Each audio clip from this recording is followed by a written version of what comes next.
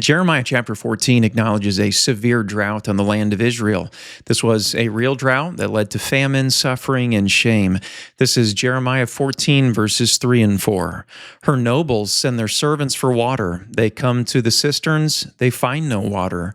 They return with their vessels empty. They are ashamed and confounded and cover their heads. Because of the ground that is dismayed, since there is no rain on the land, the farmers are ashamed. They cover their heads. Prophetic writings do use symbolism, and sometimes drought and famine can be symbolic. However, this passage is describing a real drought and the difficulties that followed. This was a divine punishment for Judah's unfaithfulness. The people knew that. They knew that the drought was from the Lord because of their sins, and they knew that the Lord alone could deliver them. That's the idea in verse 7 of the same chapter. Though our iniquities testify against us, act, O Lord, for your name's sake, for our backslidings are many. We have sinned against you. By ordaining this drought and the famine, the Lord was doing exactly what he said he would do. He uses the earth itself and even the weather to bless and to curse.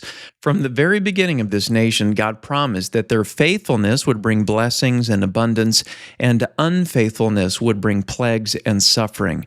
This was the promise in Deuteronomy 11, verses 13 through 15. And if you will indeed obey my commandments that I command you today, to love the Lord your God and to serve him with all your heart and with all your soul, he will give you the rain for your land in its season, the early rain and the later rain, that you may gather in your grain and your wine and your oil, and he will give grass in your fields for your livestock, and you shall eat and be full. If the people would be careful to obey the Lord, he would bless them in every way, including rain and an abundance of harvest. But if they would not be faithful, he promised to take it all away. Verses 16 and 17 of the same chapter, take care lest your heart be deceived and you turn aside and serve other gods and worship them. Then the anger of the Lord will be kindled against you, and he will shut up the heavens so that there will be no rain, and the land will yield no fruit, and you will perish quickly off the good land that the Lord is giving you. So this drought in Jeremiah 14 is the fulfillment of the Lord's promise and the inevitable outcome of their adulterous ways. The Lord has many instruments of judgment, including meteorological phenomenon. The Lord used this drought in the days of Jeremiah, as he had already done many other times in the history of Israel. There were divine droughts or famine in the days of Samuel, David, Elijah, Elisha, and many of the other prophets. This wasn't something new or unpredictable. It was the outcome promised by God himself from the very beginning of this people. And this brings us to an interesting question. Does God still use drought, famine, or other natural disasters as a means of judgment or discipline? I can't give you a straightforward answer to that question, but I'll tell you what we know. For the nation of Israel, the land was their inheritance and blessing.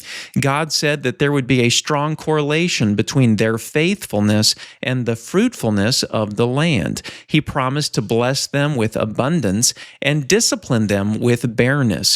At minimum, this does demonstrate that the means of blessing and judgment are the same.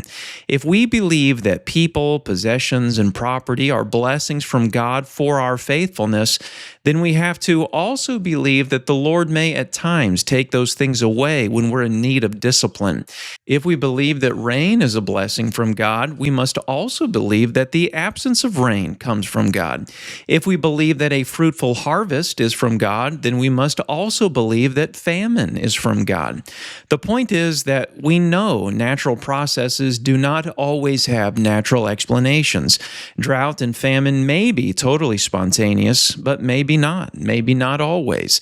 Maybe these things should stir up our minds to think about our faithfulness to the Creator. Thanks for listening.